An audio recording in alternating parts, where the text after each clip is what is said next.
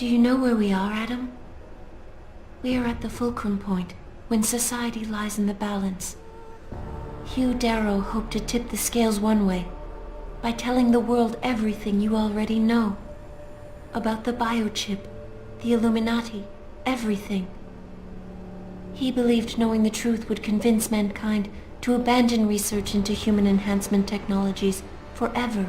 It would certainly give them reason to fear it. Indeed. Darrow's confession is ready to send.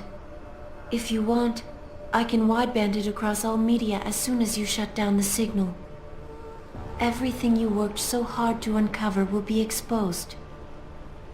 But only if you deactivate the broadcast using this control. Alternatively, Darrow's message can be adjusted to erase all mention of the power group known as the Illuminati. I can report that lack of proper regulation allowed vast quantities of neuropozyne to become contaminated prior to reaching the market. Taggart's preference. You think the world will buy a made-up story about neuropozyne poisoning? You might be surprised by what people believe. I can convince them.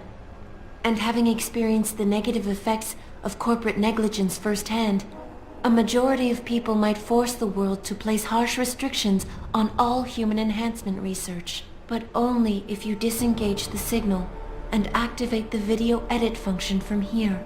Of course, there is another option. This passage leads to Panchaea's pressure regulation controls. Destroy them and the installation will cave in on itself, overwhelmed by the weight of the ocean pressing against it. Everyone inside the structure will die. That's a solution? No one will be left to tell the world what happened, Adam. Nobody will be able to spin the story. Including me. The choice is yours.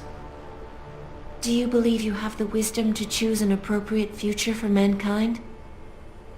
Or do you trust mankind to find the answers on its own?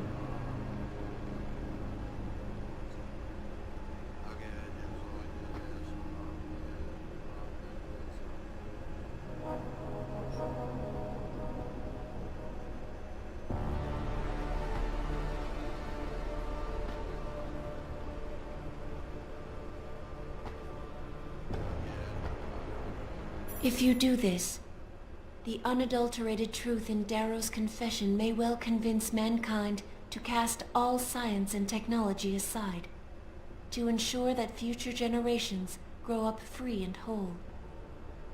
Are you sure this is your choice?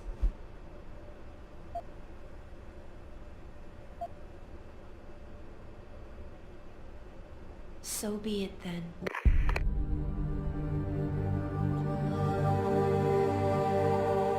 Albert Einstein said, technological progress is like an axe in the hands of a pathological criminal. Took me a while, but I finally see his point. How often have we chased the dream of progress only to see it perverted?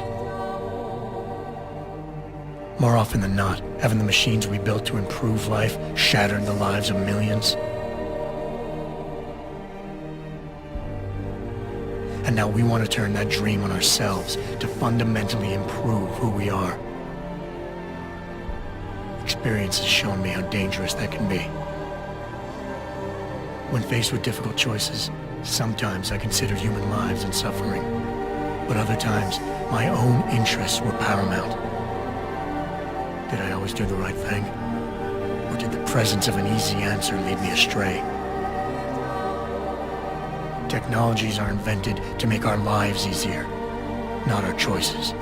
The problem comes when we forget that.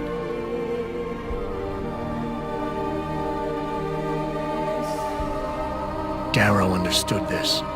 He knew that using technology to become something more than we are risks losing our ability to love, aspire, or make moral choices. The very things that make us human. It also risks giving some men the power to make others what they choose, regardless of the cost to human dignity. The suffering Darrow inflicted is not the end of the world.